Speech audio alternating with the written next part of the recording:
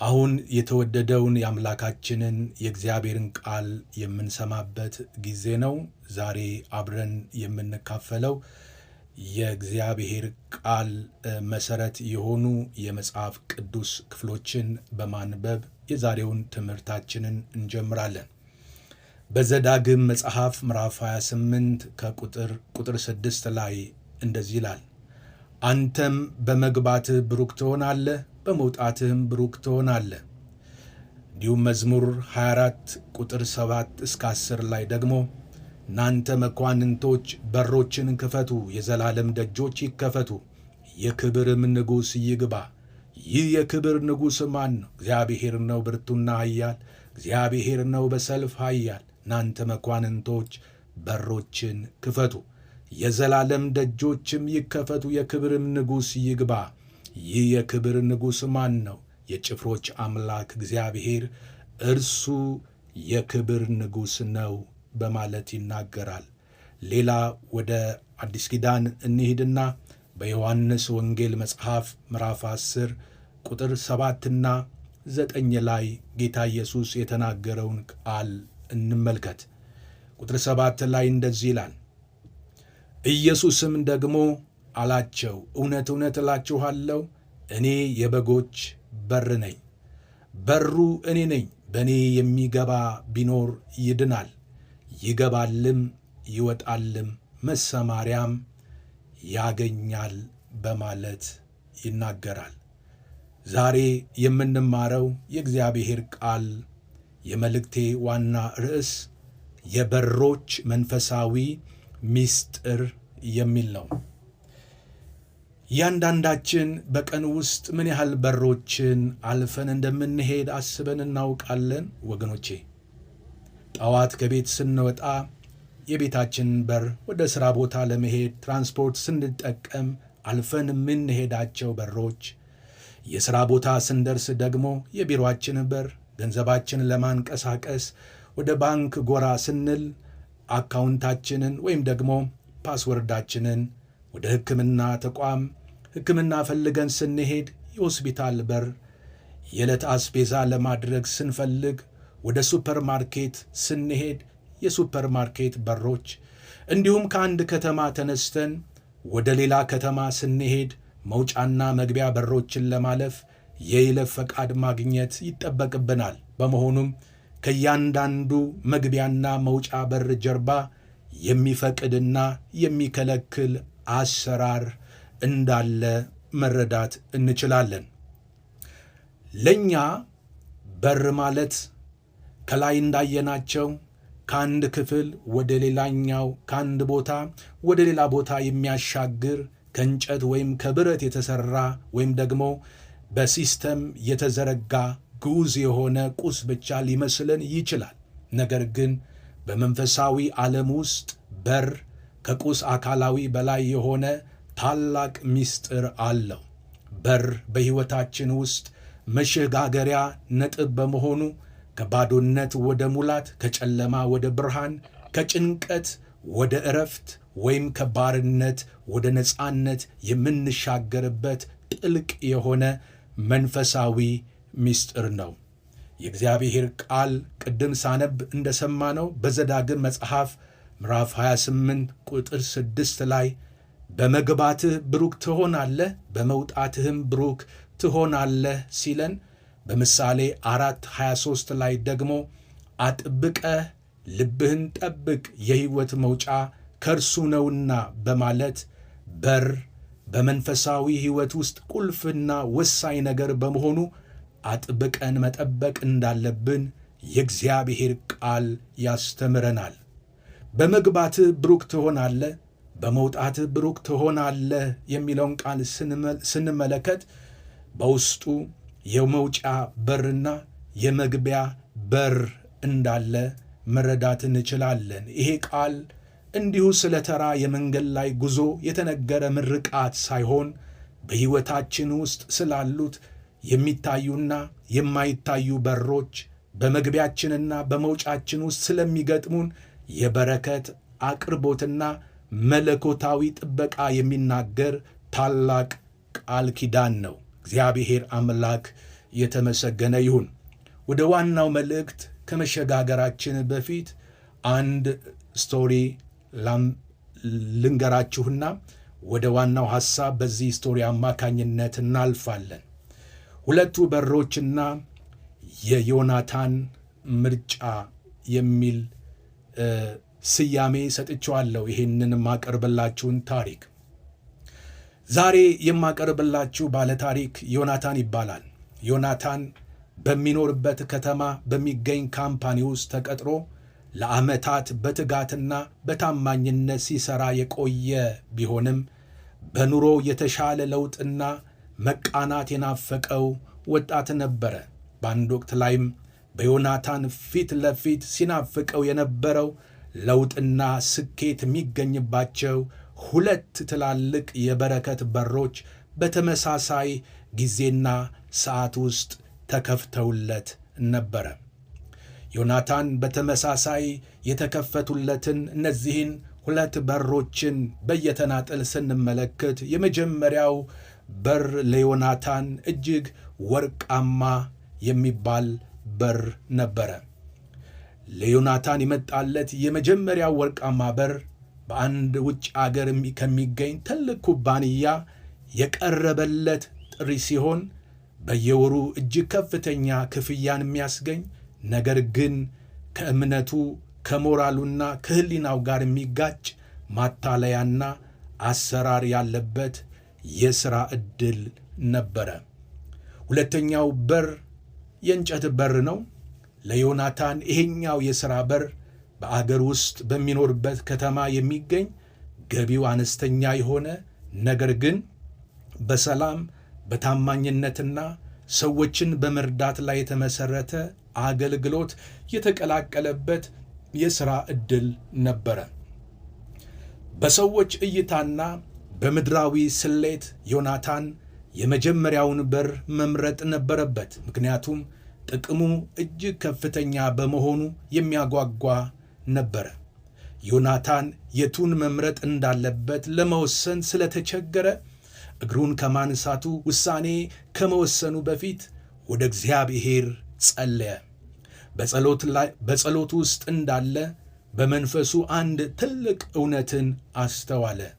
አንዳንድ በሮች ወደ በረከት ያስገባሉ፣ ሌሎች በሮች ግን የቱንም ያህል በወርቅ የተለበጡና የሚያጓጉ ቢሆንም የጥፋት ጉድጓዶች ናቸው።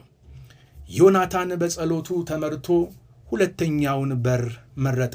በመረጠው ምርጫ ምክንያት የቅርብ ጓደኞቹ ሳይቀሩ ሞኝነህ ለሕይወት የመጣውን መልካም ዕድልህን አበላሸኸው በማለት ተናደዱበት። ዮናታን ምርጫውን ተከትሎ በዚያ አነስተኛ በተባለው በር ውስጥ በመግባቱ እግዚአብሔር ያልታሰበ መለኮታዊ የሆነ ሰላምን፣ እውነተኛ በረከትንና ክብርን ሰጠው። የሚገርመው ወገኖቼ ያ የዮናታን ወዳጆች መልካም ዕድል ያሉት የውጭ አገሩ ኩባንያ ግን ከጥቂት ወራት በኋላ በታላቅ የሙስና ወንጀል ተከሶ ድርጅቱ ተዘጋ። በውስጡም የነበሩትም ሰራተኞች ከሥራ ተሰናበቱ።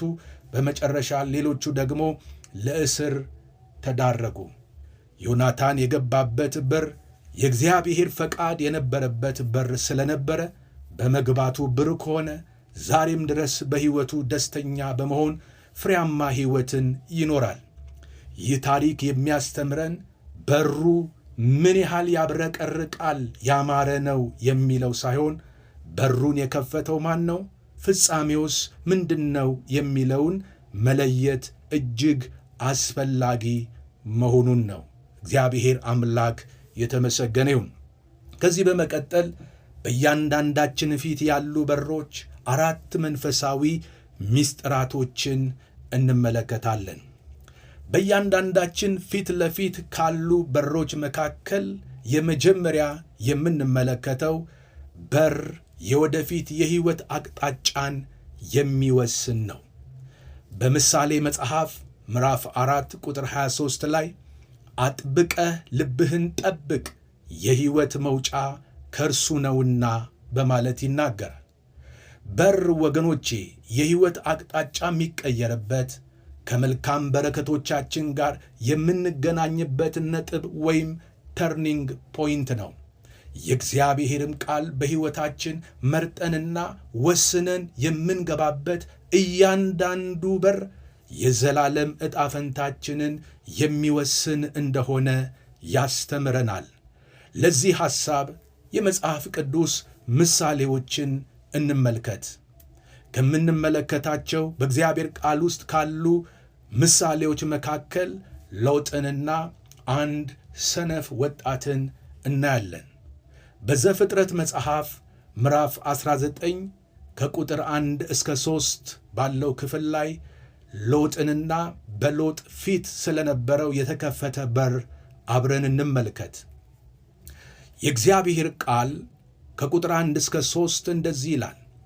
ሁለቱም መልአክ በመሸ ጊዜ ወደ ሰዶም ገቡ። ሎጥም በሰዶም በር ተቀምጦ ነበረ።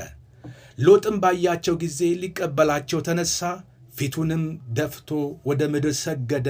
አላቸውም፣ ጌቶቼ ሆይ ወደ ባሪያችሁ ቤት አቅኑ፣ ከዚያም እደሩ፣ እግራችሁንም ታጠቡ፣ ነገም ማልዳችሁ መንገዳችሁን ትሄዳላችሁ።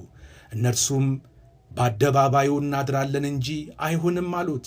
ቁጥር 3 ላይ እጅግም ዘበዘባቸው፣ ወደ እርሱም አቀኑ፣ ወደ ቤቱም ገቡ፣ ማዕድ አቀረበላቸው፣ ቂጣንም ጋገረ፣ እነርሱም በሉ በማለት ይናገራል። ሎጥ ተቀምጦ በነበረበት የሰዶም በር ላይ እግዚአብሔርን ያስቆጣ ከፍተኛ ኃጢአትና ርኩሰት ይፈጸም ነበረ። ሎጥን የቤቱን በር በመክፈት የእግዚአብሔርን መላእክት ተቀብሎ ወደ ቤቱ አስገባቸው። ሎጥ ለእግዚአብሔር መላእክት የቤቱን በር መክፈቱ በውስጥ በኩል ያለውን የልቡን በር ማሳያ ነው። የሎጥ የውስጥ የልቡ በር ለነዛ መልእክተኞች ክፍት ስለነበረ በቤቱ በር የሆነውን መቃን ከፍቶ እነዛን የተላኩ መልእክተኞችን ሲያስገባ ያ የሚያሳየው ውጫዊ ነገር የውስጡን ሪፍሌክሽን እንደሆነ እንመለከታለን። የሎጥ የልቡ በር በዙሪያው ለሚያየውና ለሚሰማው ኃጢአትና ርኩሰት ዝግ ሆኖ የነበረ ሲሆን የቤቱን በር ለመክፈት የተነሳው መላእክት ወደ እርሱ በመምጣታቸው ነበረ። ሎጥ በዛ በከተማይቱ መግቢያ በር ላይ ሆኖ ርኩሰት ሲፈጸም፣ ኃጢአት ሲፈጸም እያየ እሱ ግን ደጁን ዘግቶ ነበረ። የሎጥ ደጅ በዙሪያው ለነበረ ኃጢአት፣ አመፅ፣ ክፋት ዝግ ሆኖ ሳለ መቼ ነው የተከፈተው? የእግዚአብሔር መላእክት ወደ እሱ በመጡ ጊዜ ለነሱ ከእግዚአብሔር ለተላኩ መላእክቶች የሎጥ ቤት ክፍት ሆነ። እግዚአብሔር አምላክ የተመሰገነ ይሁን። ሶዶም በእግዚአብሔር የፍርድ እሳት ለመጥፋት ስትቃረብ ለሎጥና ለቤተሰቡ ከእግዚአብሔር ፍርድ እንዲያመልጡና እንዲድኑ ከሰዶም መውጫ የሆነ የበረከትና የደህንነት በር ለሎጥና ለቤተሰቡ እንደተከፈተላቸው እንመለከታለን። ስለዚህ በሎጥ ፊት ለፊት ላይ የነበረው በር የመዳን በር ነበረ። እግዚአብሔር አምላክ የተመሰገነ ይሁን። ሌላ ሁለተኛ በንጽጽር የምንመለከተው ለሎጥ የመዳን በር ሲከፈት፣ እንደዚሁም ደግሞ በምሳሌ መጽሐፍ ምዕራፍ 7 ከቁጥር 6 ጀምሮ የምናገኘው አንድ ወጣት አሳዛኝ ታሪክ አለ። ለዚህ ወጣት የተከፈተው በር የጥፋት በር ነበረ። እስቲ ታሪኩን አብረን እንስማ። በቁጥር 6 ላይ እንደዚህ ይላል፣ በቤቴ መስኮት ሆኜ ወደ አደባባይ ተመለከትሁ፣ ካላዋቂዎች መካከል አስተዋልኩ፣ ከጎበዛዝትም መካከል ብላቴናውን አእምሮ ጎሎት አየው። በአደባባይ ሲሄድም በቤቷ አቅራቢያ ሲያልፍ የቤቷን መንገድ ይዞ ወደ እርሷ አቀና። ማታ ሲመሽም ውድቅትም ሲሆን በሌሊት በጽኑ ጨለማ እነሆ ሴት ተገናኘችው። የጋለሞታ ልብስ የለበሰች ነፍሳትን ለማጥመድ የተዘጋጀች ሁከተኛና አባያ ናት። እግሮቿም በቤት አይቀመጡም። አንድ ጊዜ በጎዳና፣ አንድ ጊዜ በአደባባይ፣ በማዕዘኑ ሁሉ ታደባለች። ያዘችውም፣ ሳመችውም፣ ፊቷም ያለ ረፍት ሆኖ እንዲህ አለችው፣ መሥዋዕትንና የደህንነት ቁርባን ማቅረብ ነበረብኝ። ዛሬም ስለቴን ፈጸምሁ። ስለዚህ እንድገናኝ ፊትህን በትጋት ለመሻት ወጥቻለሁ፣ አግኝቼሃለሁም። በአልጋዬ ላይ ማለፊያ ሰርፍ ዘርግቼበታለሁ፣ የግብፅንም ሽምልምሌ ለሐፍ፣ በመኝታዬ ከርቤን፣ አልሙን፣ ቀረፋም ረጭቼበታለሁ። ና እስኪነጋ ድረስ በፍቅር እንርካ፣ በተወደደ መተቃቀፍም ደስ ይበለን። ባለቤቴም በቤቱ የለምና ወደ ሩቅ መንገድ ሄዷልና፣ በእጁም የብር ከረጢት ወስዷል። ሙሉ ጨረቃ በሆነ ጊዜ ወደ ቤቱ ይመለሳል። በብዙ ጨዋታ እንዲስት ታደርገዋለች፣ በከንፈሯ ልዝብነት ትጎተጉተዋለች። እርሱ እንዲህ ስቶ ይከተላታል። በሬ ለመታረድ እንዲነዳ፣ ውሻም ወደ እስራት እንዲሄድ፣ ወፍ ወደ ወጥመድ እንደሚቸኩል ለነፍሱ ጥፋት እንዲሆነው ሳያውቅ ፍላጻ ጉበቱን እስኪሰነጥቀው ድረስ። ልጄ ሆይ አሁን እንግዲህ ስሙኝ፣ ወደ አፌም ቃል አድምጡኝ። ልብህ ወደ መንገዷ አያዘንብል፣ በጎዳናዋም አትሳት። ወቅታ የጣለቻቸው ብዙ ናቸውና እርሷም የገደለቻቸው እጅግ ብዙ ናቸው። ቤቷ የሲኦል መንገድ ነው፣ ወደ ሞት ማጀትም የሚያወርድ ነው በማለት ይናገራል። ይህንን ንግግር የተናገረው ጠቢቡ ሰለሞን ነው። ጠቢቡ ሰለሞን በንግግሩ ውስጥ አንድ አእምሮ የጎደለ ወጣትን በማስተዋል ሲመለከት፣ ወጣቱ በማታለል የተሞላችውን ሴት ቤት በር አልፎ ወደ እርሷ ጎዳና ሲያመራ፣ እግሮቹም ሲጣደፉ በመስኮት ሆኖ ይመለከተዋል። ወጣቱ ወለል ብሎ የተከፈተለት ያ በር ለሱ የክብር በር ሳይሆን ወደማይመለስበት ሲኦል የሚወስደው የጥፋት በር ነበረ። ከዚህ የምንማረው ወይም የምንመለከተው መንፈሳዊ እውነት ምንድን ነው? ዛሬ በሕይወታችን ፊት በሮችን ለማስከፈት እያንኳኳን ይሆናል፣ ወይም ደግሞ አንኳኩተንም ያስከፈትናቸውም የተከፈቱ በሮች ሊኖሩ ይችላሉ። ነገር ግን ከመግባታችን በፊት በሩ ወዴት እንደሚያመራን ማስተዋል እንጂ እንደ ወጣቱ ተስበንና ተታለን እንዲሁ በሩ ተከፈተ ብለን ዘው ብለን መግባት የለብንም። በፊታችን የተከፈቱ በሮች ሕይወታችንን፣ ኑሮአችንን፣ ቤተሰባችንን ጭምር የሚወስዱት ወዴት ነው ብለን መጠየቅ ይኖርብናል። በፊታችን የተከፈቱ በሮች ሕይወታችንን፣ ቤታችንን ወደ ጥፋት ወይስ ወደ በረከት፣ ወደ ሕይወት ወይስ ወደ ሞት፣ ወደ ፍቅር ወይስ ወደ ምሬትና ወደ ጥላቻ የሚወስዱ ናቸው።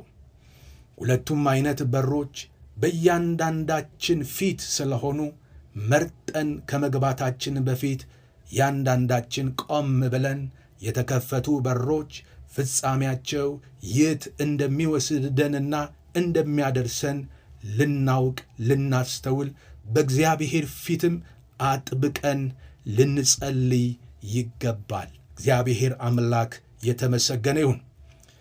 ስለ በሮች መንፈሳዊ ምስጢር ከምናነሳው ሐሳብ መካከል ሁለተኛው ኢየሱስ ራሱን በር ብሎ ጠርቷል። አሁን ባለው ዓለም ውስጥ ወገኖቼ ስኬት፣ በሌሎች ዘንድ ታዋቂ ዝነኛ ሆኖ መታየት፣ ገንዘብ፣ እነዚህ ሁሉ እውነተኛ ሰላም፣ እውነተኛ ደስታና እርካታ የሚሰጡ በሮች መስለው ይታያሉ። ነገር ግን እውነተኛውና ብቸኛው ወደ ሰላም፣ ወደ ዕረፍት፣ ወደ ምሕረትና ወደ ዘላለም ሕይወት መግቢያ በር ኢየሱስ ክርስቶስ ነው። እግዚአብሔር አምላክ የተመሰገነ ይሁን። ለዚህ ሐሳብ የሚጠቅመን መጽሐፍ ቅዱስ ውስጥ የምናገኘው አንድ ምሳሌ ላንሳ። ይህ ምሳሌ የኖህ መርከብ ነው። በዘፍጥረት መጽሐፍ ምዕራፍ 7 ቁጥር 16 ላይ እንዲህ ይላል፣ ሥጋ ካለው ሁሉ የገቡትም ተባትና ንስት እግዚአብሔር እንዳዘዘው ገቡ፣ እግዚአብሔርም በስተኋላው ዘጋበት ይላል። ልብ በሉ። ሥጋ ካለው ሁሉ የገቡት ተባትና ንስት እግዚአብሔር እንዳዘዘው ገቡ፣ እግዚአብሔርም በስተኋላው ዘጋበት ይላል። ኖህና ቤተሰቡ እንዲሁም እንስሳቱ ወደ መርከቧ ከገቡ በኋላ እግዚአብሔርም በሩን ከበስተኋላው ዘጋበት ይላል። የጥፋት ውሃ ምድርን ሲያጥለቀልቅ በዚያ በር ገብተው በመርከቡ በውስጥ በኩል የነበሩት ኖህና ቤተሰቡ እንዲሁም በምድር ላይ ተመርጠው የገቡ እንስሳት ሁሉም በሙሉ ሰላም